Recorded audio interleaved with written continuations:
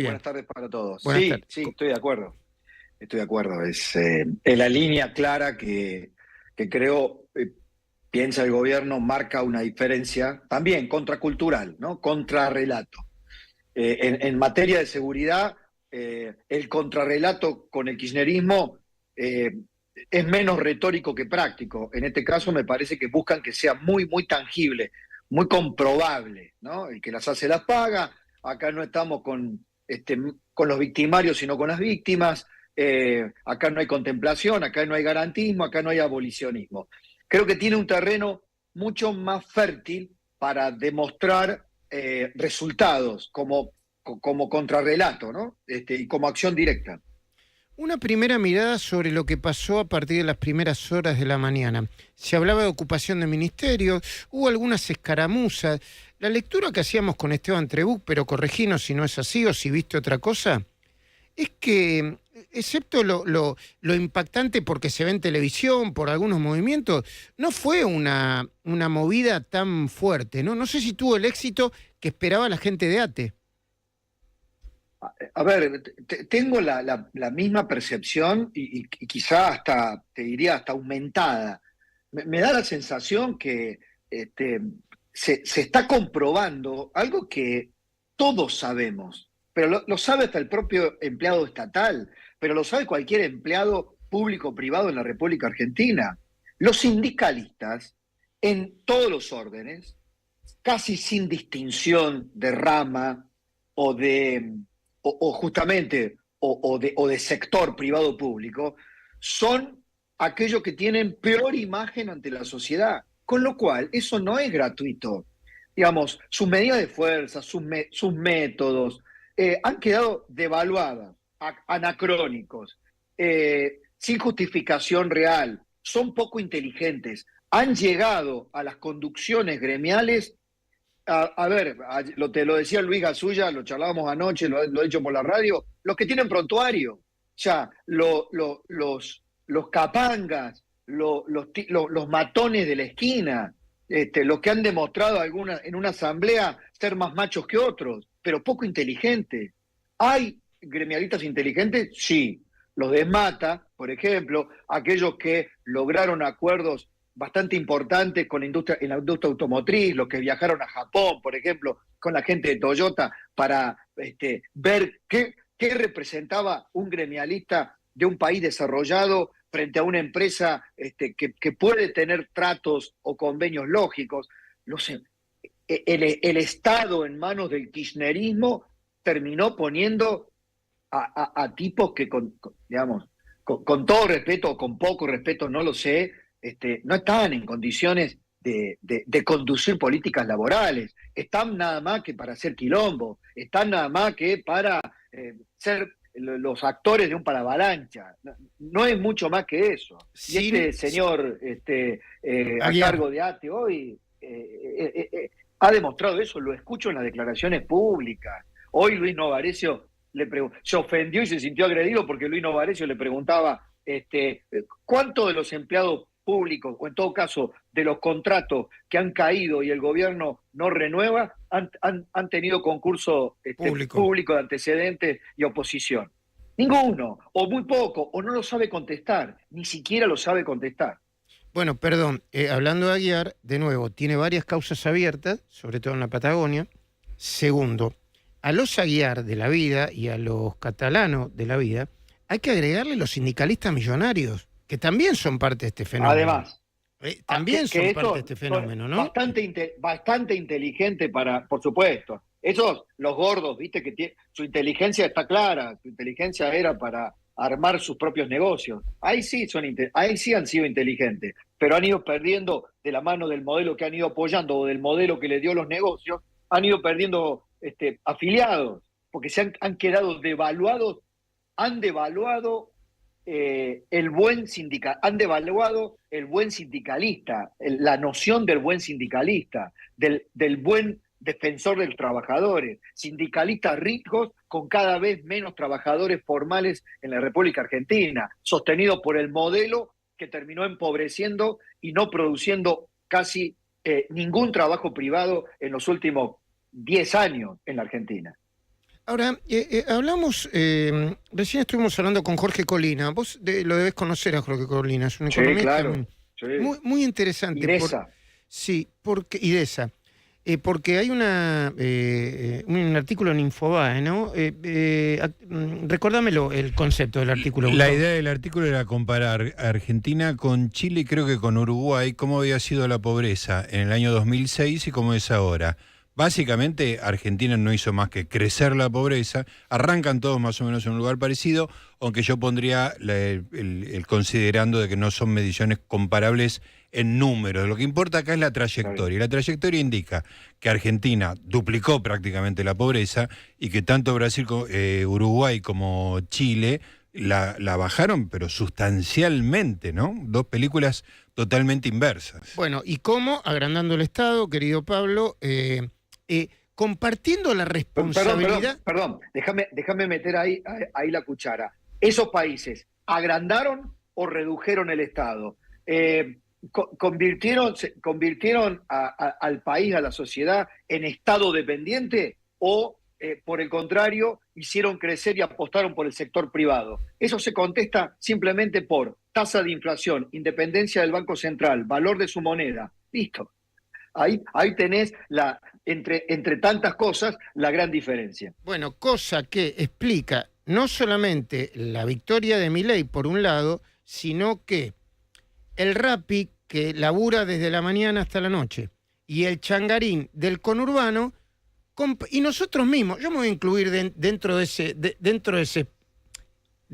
espectro, sin saber de economía, de políticas económicas, ni ideología, ya comprendimos que esto es un tsunami que nos lleva al precipicio y que si se profundizaba nos iba a reventar la vida cada vez más, Pablo, ¿no? Pero es que, por supuesto que sí. Mira, te voy a citar a dos entrevistados, ¿no? De los cuales tomé con diferentes perfiles, diferentes actividades y hasta no deben concordar nada entre sí. Alejandro Rosicner y Javier Timerman. Cuando Rosicner le pregunté el otro día por qué pensaba que la sociedad aguantaba, dice, no, es al revés. Lo inédito acá se produjo antes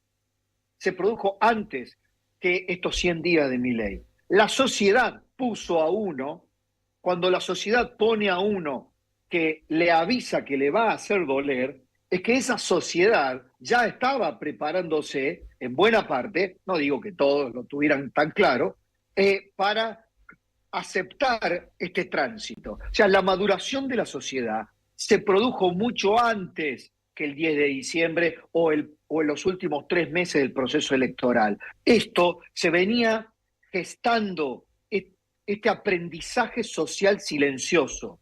Entonces, del otro lado, el trabajador privado, el trabajador que no vive del subsidio, el trabajador que vio cómo sus hermanos, sus amigos, que se llegaron primero al subsidio y parecían tener una ventaja en los últimos años, se quedaron en el mismo lugar de siempre, o en todo caso, en un lugar peor, porque ser subsidiados por el Estado y mantenidos como tales o acumular subsidios les quitó el músculo de la acción individual, el músculo de la búsqueda, del riesgo, de todo aquello que hace a la dignidad de aquel que se somete a unas reglas donde se sabe que es una pieza importante en función de lo que pueda brindar. Eso, con perdón de la palabra, para toda la cultura kirchnerista se llama productividad. O sea, toda la productividad que tenemos cada uno de nosotros en nuestra vida,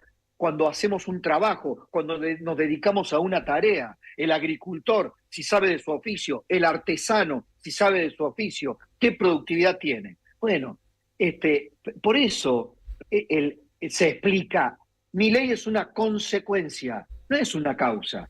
Milei es el punto terminal, si se quiere, de un hastío que fue incubándose desde muchos años antes. Vos sabés, Pablo, que una cosa que me llamó mucho la atención, estaba leyendo este tema de los despidos en el Estado. Por supuesto, cada caso es un drama particular, cada uno de los casos se verá si tiene méritos o no tiene méritos, etcétera, pero como fenómeno general.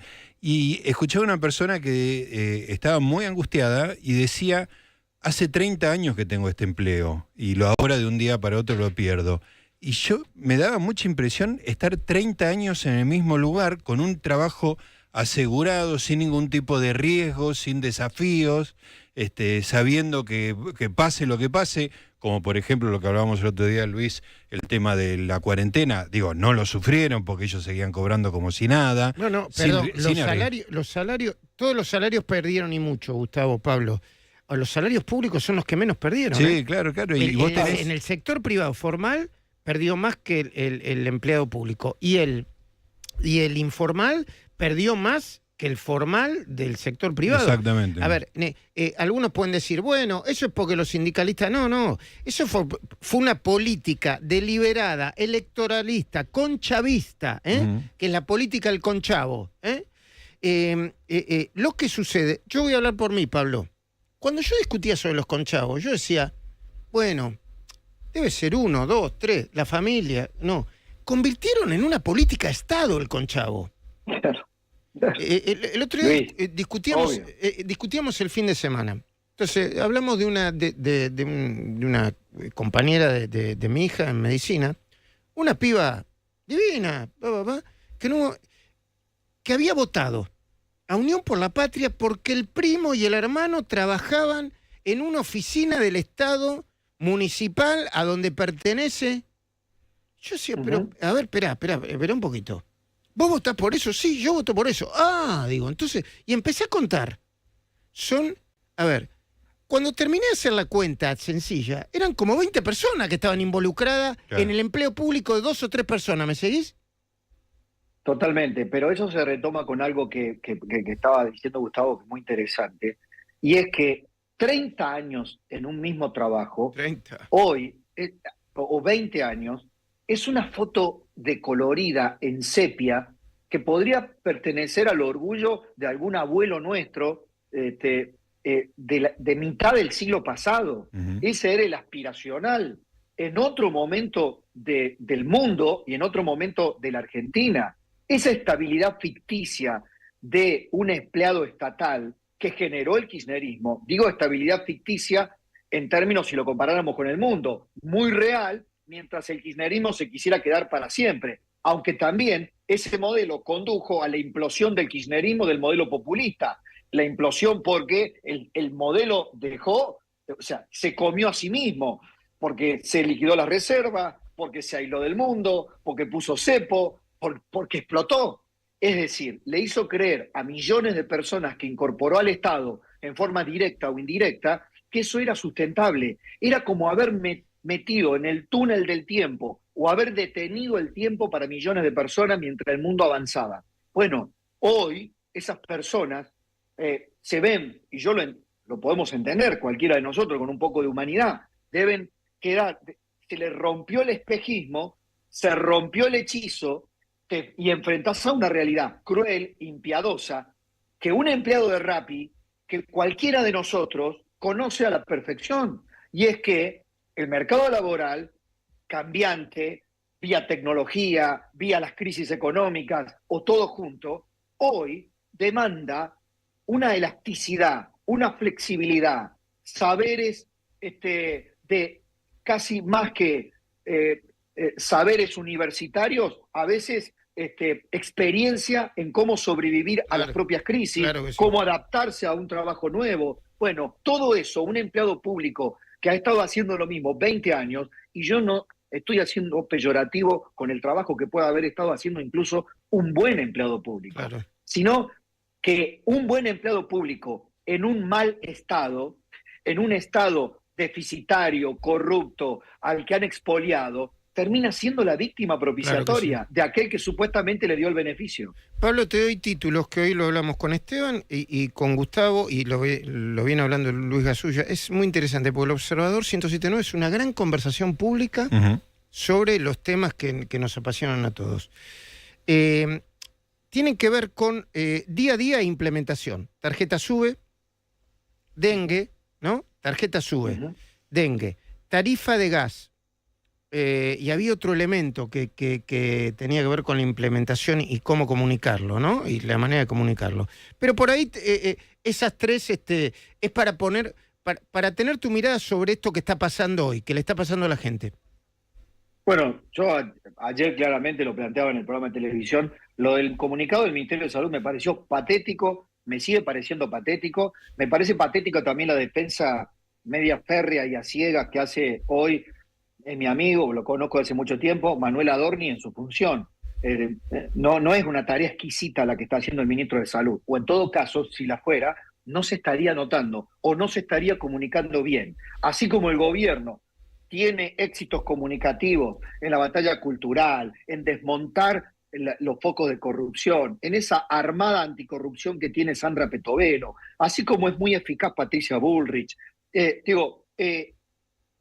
el área salud o no lo saben hacer, comunicar, o lo están haciendo muy lento, o no terminan de comunicar qué es lo que piensan acerca o cómo están enfrentando un flagelo como el dengue. En la salud pública se empieza a dar el problema más filosófico, pero yo no lo quiero hacer teórico a esto, pero sí que le dijimos al propio Javier Milei, al propio presidente, cuando lo entrevistamos los tres con el pelado, cuando le dije, usted le ha dicho a la televisión italiana que aborrece el Estado, que considera que el Estado es una asociación poco menos que criminal. ¿Cómo hace alguien que filosóficamente aborrece el Estado para poder conducirlo con eficacia? Desde la teoría, Milei dice que es un acto de soberbia pensar que desde el Estado se puede administrar algo eficazmente o mejor que cualquier otro en el sector privado. Pero es el Estado, pero lo tenés que administrar.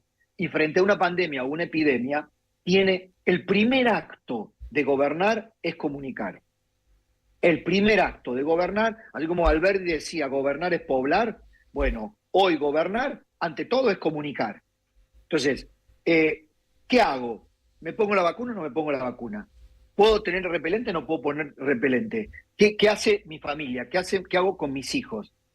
El miedo, sobre todo en una sociedad o en sociedades que han salido del COVID, de una pandemia global, el miedo, aunque la escala entre el COVID y el dengue esté desproporcionada, porque no sea de la gravedad del COVID, en una vulnerabilidad como la que se encuentra la sociedad argentina en muchos aspectos.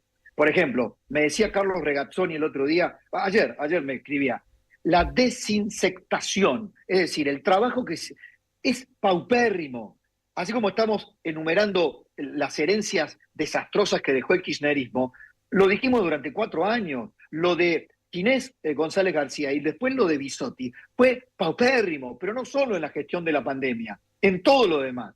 Entonces, al menos la comunicación debería ser, miren, sí, nos hemos encontrado con un problema terrible que es el dengue, no se hizo bien esto, no se hizo nada en torno a esto, pero nos tenemos que hacer cargo. Me dicen, la vacuna es carísima, no se puede pagar la vacuna para incorporarla en el calendario de vacunas anual. Pablo, déjame que te interrumpa un segundito. Digo porque esto va a afectar a mucha gente y por lo menos le decimos. Se acaba de caer WhatsApp. Vamos a ver cuando... le digo, si no les está funcionando el WhatsApp, porque se acaba de caer, creo que internacionalmente, me parece... A nivel mundial. Así que... y yo lo busco, mirá. Bueno. De caer y yo lo digo, ¿dónde está? Si lo encontrás, mándalo para acá, porque tampoco tenemos WhatsApp nosotros. No, está bien. Bueno, lo cierro así. Sí. Luis, me agarré con porque lo de la tarjeta SUBE se puede tener un poquito más de tolerancia. La gente que viaja y depende de la tarjeta SUBE es tener o no, digamos, una tarjeta SUBE actualizada con los descuentos es casi debido a muerte por los pocos ingresos. Pero digo, hay sectores que son más sensibles que otros. Me parece que acá el gobierno debe poner sintonía fina a aquellos que están preocupados porque una mala gestión en salud, o al menos que se visibilice como una mala gestión o una gestión ineficaz, o si querés, cierta distancia con el problema, puede generarle problemas al presidente. Sí, claro. Entonces, me parece que acá deben poner las barbas en remojo, un poquito de shampoo sobre los funcionarios, no contestar todo desde una soberbia, ¿no? Porque hay muchos funcionarios que se pueden contagiar de los éxitos de otros funcionarios. No. Acá cada cual tiene su compartimento, ¿no? Este señor Russo va a tener que responder por lo suyo, no por el éxito de Caputo, ni por el éxito de Patricia la ministra Bullrich. Bullrich. Se entiende. Querido Pablo, ¿nos encontramos esta noche? Sí, señor. Esta noche va a estar, creo, lo vamos a tener a Guillermo Franco. Ah, Mañana muy bien. se reúne con los gobernadores. Muy bien. Ley ómnibus. Qué gran Toda nota. la discusión política. Qué gran nota. Sí. Qué gran Sí. nota. Bueno, y peloteamos Así un poco. que Sí, señor. Sí, Yo no señor. lo aguanto más a Trebuch. Dale, no. ¿Qué hacemos con Trebuch? No. Qué Te voy a feo. contestar algo. Trebuch es tuyo. Solo tuyo y todo tuyo. Es tu responsabilidad. Es cierto. ¿Viste cómo te... Cuando... Es como decía Ben, el que trajo Sí. al pelado, que se haga cargo del pelado. Sí. Gracias, querido Pablito. El que, Sí, no, el que trajo al pelado, el que trajo al pelado que se banca al peluquero. Gracias, Pablo. Gracias. Abrazo. Gracias. Nos reímos mucho con Pablo. Vos sabés que yo cuando lo miro a Pablo